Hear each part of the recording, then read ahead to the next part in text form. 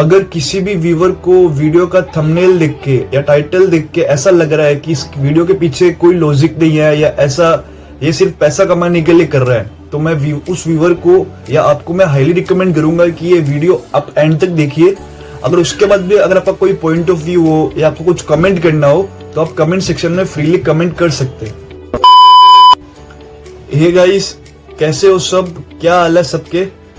आज का जो टॉपिक है कि how you can learn English from mostly Sen अक्का प्राजक्ता कोहली, कि आप कैसे इंग्लिश सीख सकते हो उनके हैबिट से, उनके ब्लॉग से, उनके वीडियो से। तो अगर बेसिकली अगर मैं बात करूं, अगर कोई भी इंसान है जिसको इंग्लिश सीखना है या कोई भी लैंग्वेज उसको लर्न करना है या सीखना है या अगर वो बोल पाए, तो वो मेनली 3 चीजों पे अपन फोकस करते हैं, कोई भी पर्सन हो या कोई भी हो। तो वो फर्स्ट चीज हो गई कि स्पीकिंग, सेकेंड हो गई लिसनिंग और थर्ड वन हो गई रीडिंग। ये मेनली अपन इन 3 चीजों पे फोकस करते हैं।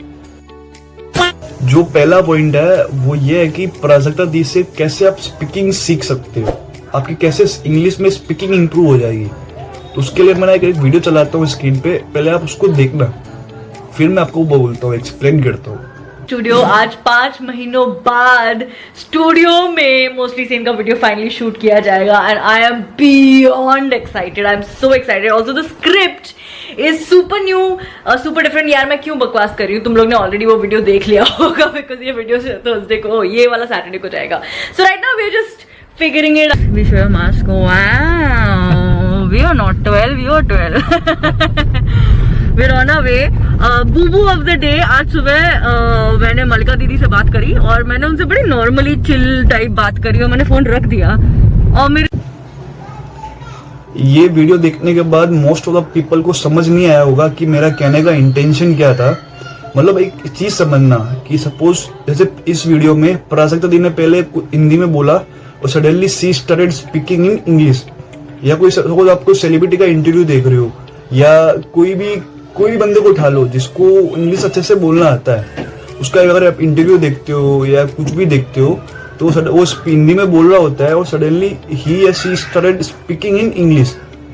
तो ये टेक्निक बहुत सही टेक्निक है। आप किसी फ्रेंड से बात कर रहे हो, अपन मान लेते हैं कि 10 मिनट्स के लिए, अब आप 10 मिनट्स की कन्वर्सेशन में अगर आप 12 सेंटेंस बोल रहे हो तो आपको ऐसा रखना है कि आपको 8 to 9 सेंटेंस आपको हिंदी के बोलना है या जो भी आपकी रीजनल लैंग्वेज है आपको उसमें बात करनी है, और जो रिमेनिंग 3-4 सेंटेंस है उसमें आपको इंग्लिश में बोलना है। हाँ, अब ऐसा नहीं कि वो एकदम लास्ट में बोलना है, पहले बोलना है।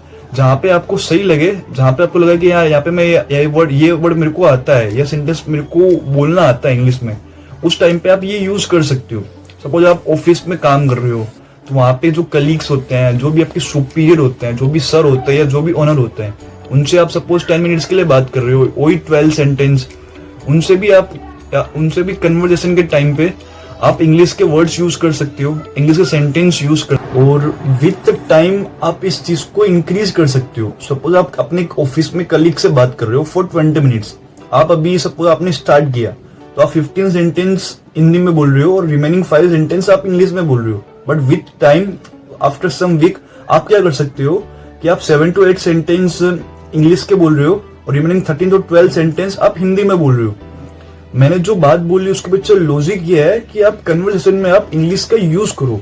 आप किसी से हिंदी में बात कर रहे हो या कोई भी रीजनल लैंग्वेज में बात कर रहे हो तो उस कन्वर्सेशन के बीच में धीरे धीरे करके इंग्लिश वर्ड्स ऐड करो, इंग्लिश सेंटेंस ऐड करो। मैं ये नहीं बोला कि आप पूरी तरह इंग्लिश में बात करो, क्या बात आपको समझ ही नहीं आया आपने क्या बोला, बट सामने वाले कई आपको मोस्ट ऑफ द पीपल ऐसे मिलेंगे आपके ऑफिस में, आपके फ्रेंड सर्कल में, जिनको इंग्लिश समझ में आती है बट वो बोल नहीं पाते हैं, वो एक अलग चीज हो गई। बट आप उनसे आप तो बोल सकते हो इंग्लिश में, आप इंग्लिश वर्ड यूज कर सकते हो, इंग्लिश सेंटेंस यूज कर सकते हो, बट धीरे धीरे उस चीज को आप ग्रो कर सकते हो, इंक्रीज कर सकते हो। मेरा जो कहने का जो लॉजिक है सब चीजों के पीछे कि आप सपोज आप स्टूडेंट हो या जॉब कर रहे हो, बिजनेस ओनर हो, आप बिजी हो कहीं पे, अगर आपको टाइम नहीं मिल रहा इंग्लिश प्रैक्टिस के लिए आफ्टर वर्क आवर, तो आप उधर जहाँ पे भी आप बिजी हो उधर बिटवीन द कन्वर्सेशन आप इंग्लिश के वर्ड्स बोल सकते हो, इंग्लिश के सेंटेंसेस बोल सकते हो इन बिटवीन द कन्वर्सेशन, और धीरे धीरे उस चीज को आप इंक्रीज भी कर सकते हो, इससे आपका ग्रो भी होगा। अगर आप रात को आके अगर आप प्रैक्टिस करते हो, इंग्लिश लर्न करते हो, सीखते हो, अंडरस्टैंड करते हो, चाहे आप मिरर के सामने कर रहे हो या एक बुक लेके उसमें लिख रहे हो या आप रूम बंद करके आपस में अपने आप से अगर इंग्लिश में बात कर रहे हो, तो अगर आप पूरे दिन में अगर आपने वो प्रैक्टिस की है, इन बिटवीन द कन्वर्सेशन आप इंग्लिश वर्ड्स बोल रहे हो, इंग्लिश सेंटेंस आपने यूज किए हैं, तो जो रात को आफ्टर वर्क जो आप प्रैक्टिस करोगे उसमें भी आप जल्दी वो चीज कर पाओगे। अगर आप वो प्रैक्टिस आपकी नहीं हो पा रही आफ्टर वर्क बिकॉज आप कहीं बहुत ज्यादा बिजी हो या टायर्ड हो, रात को मतलब वर्क से आने के बाद आप काफी बार थकान बहुत ज्यादा होती है, तो आप प्रैक्टिस नहीं कर पाते, मन नहीं होता, वो कॉन्फिडेंस नहीं आता, इसलिए आप प्रैक्टिस भले ना कर रहे हो, लेकिन जो आपने पूरे दिन में जो प्रैक्टिस की है, जो आपने सेंटेंस बोला है, जो आपने वर्ड्स बोला है, कहीं ना कहीं उससे आपका ग्रो होगा। इन शॉर्ट मेरा जो कहने का जो इंटेंशन है या जो तात्पर्य है वो यही है कि आप बिटवीन द कन्वर्सेशन आप इंग्लिश बोलो, जितना हो सके इंग्लिश बोलो, इंग्लिश के वर्ड्स यूज करो, जिससे क्या होगा कि आपकी हैबिट बन जाएगी। सपोज आप अगर जॉब इंटरव्यू के लिए तैयारी कर रहे हो, प्रिपरेशन कर रहे हो, या आप ऐसी जगह जाने वाले हो जहाँ पे आपको पूरे टाइम इंग्लिश में बात करनी है, तो ये टेक्निक आपके काफी यूज आएगी।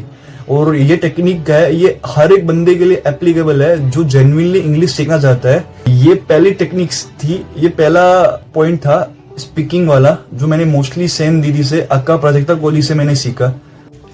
जो सेकंड पॉइंट है वो रीडिंग का। रीडिंग में मैं क्या करता हूँ ना, सपोज मैं कोई ब्लॉग रीड कर रहा हूँ या कोई इंग्लिश बुक पढ़ रहा हूँ या कोई इंग्लिश आर्टिकल पढ़ रहा हूँ, तो मैं उस पेरे को अच्छे से समझता हूँ, जो उस पेरे में जो सेंटेंस फॉर्मेशन है उसको अच्छे से समझता हूँ। और सपोज कोई वोकेबलरी ऐसी है या कोई वर्ड ऐसा है जो मेरे डेली यूज में आ सकता है, डेली जब मैं अगर इंग्लिश में किसी से बात कर रहा हूँ, अगर उसमें मेरा यूज आ सकता है तो मैं उसको लर्न कर लेता हूँ, उसको समझ लेता हूँ अच्छे से, वो काफी हेल्प करता है। तो पैराग्राफ कोई भी हो, मतलब आर्टिकल्स कोई भी हो, ब्लॉग हो, बुक हो, आप अच्छे से पढ़ो, समझो, जो वोकेबलरी होता है उसको अच्छे से सीखो, वो काफी आपको हेल्प करेगी रीडिंग में। अब अगर पॉइंट पे आए कि मोस्टली सेन अक्का प्राजक्ता दी से आप कैसे आपकी रीडिंग स्किल्स इंप्रूव हो सकती है, तो मोस्टली सेन दीदी का ना एक पेज है mostlysen.in करके, जहाँ पे वो रेगुलर ब्लॉग्स वगैरह पोस्ट करते रहते हैं। जैसे उनके काफी सारे ब्लॉग्स है, जैसे मैं कुछ नेम्स वाला आपको बताता हूँ। She said yes, I will write about it, I thought so, I am an adult almost, ये भी काफी इंटरेस्टिंग है, मैंने पढ़ा था, मैंने मतलब सारे पढ़ लिए उनके ब्लॉग्स वगैरह, और ये काफी मतलब इंटरेस्टिंग है। मतलब अगर आप एक पढ़ोगे ना तो आप कुछ ही वीक्स में 2-3 मतलब पूरा कंप्लीट कर ही दोगे बेहतर। अगर आपको इतना व्लॉगिंग में या सब रीडिंग्स में इतना इंटरेस्ट नहीं है पढ़ने वगैरह का, तो मैं आपको रिकमेंड करूंगा कि आप मोस्टली सेन के 1-2 ब्लॉग पढ़ना, फिर जो रिमेनिंग ब्लॉग्स है वो आप अपने आप पढ़ डालोगे, वो इतने इंटरेस्टिंग है। मैंने काफी मेरे को अच्छे लगे ब्लॉग्स वगैरह, मतलब ब्लॉग्स पढ़ने का वो पॉजिटिव वाइब लेके आ रहा है, वो एक जुनून लेके आ रहा है कि कुछ करने का, मतलब काफी इंटरेस्टिंग है। आप पढ़ना एक बार, आप वो चीज को आप खुद फील करोगे। मतलब कंपेयर टू नेगेटिव व्लॉग्स पढ़ना, पॉलिटिकल थोड़े व्लॉग्स पढ़ना जो आपके अंदर नेगेटिविटी ला रहे हैं, तो मैं आपको रिकमेंड करूंगा कि आप ऐसे व्लॉग पढ़ना। और इन व्लॉग्स में जो वे ऑफ राइटिंग है या जिस हिसाब से मोस्टली सेन दीदी ने जो राइट किया है वो बहुत अच्छा है, बहुत अमेजिंग है। आप एक बार पढ़ना, आपको काफी आपको इम्प्रूव भी होगा, रीडिंग स्किल्स भी आपकी इम्प्रूव होगी, न्यू वोकेबलरी, पैराग्राफ अच्छे से समझना तो काफी बेटर रहेगा। जो तीसरा पॉइंट है वो है लिसनिंग स्किल, कि प्राजक्ता दी के वीडियोस लिसन करके कैसे आप इंग्लिश इम्प्रूव कर सकते हो। प्राजक्ता दी की ना एक वेब सीरीज आई थी मिसमैच करके, जिनके 2 सीजन काफी सक्सेसफुल रहे हैं, और मैंने वो जो सीरीज थी मिसमैच वाली वो भी मैंने इंग्लिश में ही वॉच की थी नेटफ्लिक्स पे, तो आप वो भी कर सकते हो। और अगर आप उनके वीडियोस देख रहे हो, उनके कंटेंट देख रहे हो यूट्यूब पे, तो वो भी आप देख सकते हो। उनके व्लॉग्स अक्सर मतलब इंग्लिश में वो बात कर रहे होते हैं, लेकिन उनके जो वीडियोस है वो जो मेनली जो उनके वीडियोस होते हैं वो हिंदी में बनाते हैं, बिकॉज इंडियन ऑडियंस है। बट आप ऐसा कर सकते हो कि उनके जो वीडियोस है वो आप सबटाइटल्स ऑन करके देख सकते हो, जो काफी सही रहता है। कि आप अगर आप उनके वीडियोस वॉच कर रहे हो, अगर आपको कोई चीज समझ नहीं है, जो अगर उन्होंने कोई इंग्लिश में बोला है, तो वो आप सबटाइटल्स देख के आप समझ सकते हो नीचे देख के। और ये चीज आप कोई मूवीज, इंग्लिश मूवी या इंग्लिश वेब सीरीज या कोई भी अगर आप इंग्लिश चीज देख रहे हो उसमें आप ये अप्लाई कर सकते हो। तो सो इस तरह आप कोई चीज लिसन करके आप अपनी इंग्लिश इंप्रूव कर सकते हो।